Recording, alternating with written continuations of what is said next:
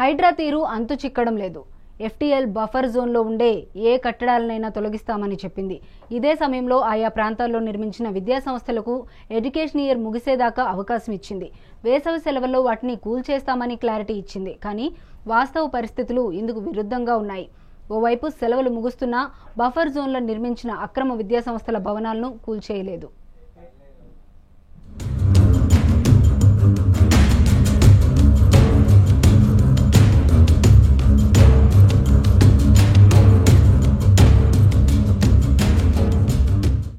Hydraa Hyderabad disaster response and assets protection agency ఏర్పాటైన 1-2 నెలల్లోనే 2 తెలుగు రాష్ట్రాల్లో ప్రముఖంగా వార్తల్లోకి వచ్చింది.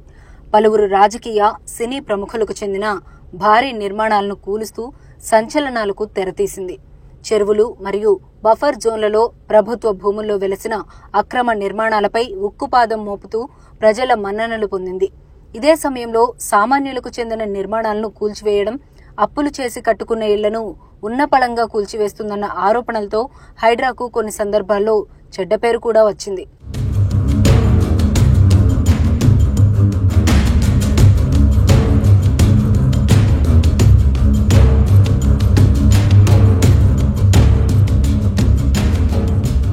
ఇక విద్యా సంస్థలు సైతం చెరువులు, కుంటలు, ప్రభుత్వ భూములను ఆక్రమించి భారీ నిర్మాణాలు చేశాయని హైడ్రాకు ఫిర్యాదులు వచ్చాయి.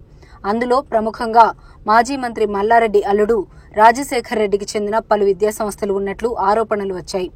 దుండిగల్ గ్రామ పరిధిలో చెరువు శిఖంలో నిర్మించినట్లుగా ఆరోపణలతో కొంతమేర కూల్చివేతలు జరిగాయి.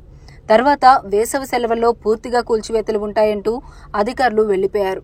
కానీ ఇప్పటిదాకా వాటి జోలికి పోలేదు.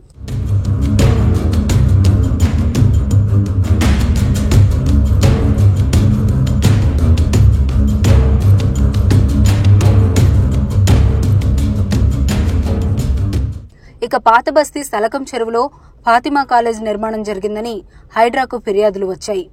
ఎంఐఎంకు చెందిన ప్రధాన వ్యక్తులు ఈ కాలేజ్ నిర్వహిస్తున్నారన్న అంశంపై అప్పట్లోనే హైడ్రా కమిషనర్ రంగనాథ్ స్పందించి అక్కడ రన్నింగ్ అవుతున్నందున అలాంటి అంశంలో ఆచితూచి వ్యవహరించాల్సి వస్తుందని చెప్పుకొచ్చారు.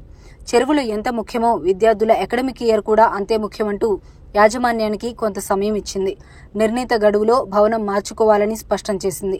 కానీ ఫాతిమా కాలేజీ యాజమాన్యం ఇప్పటిదాకా ఏ చర్య తీసుకోలేదు. ఇక హైడ్రా కూడా కూల్చివేతల జోలికి పోలేదన్న ఆరోపణలు వస్తున్నాయి.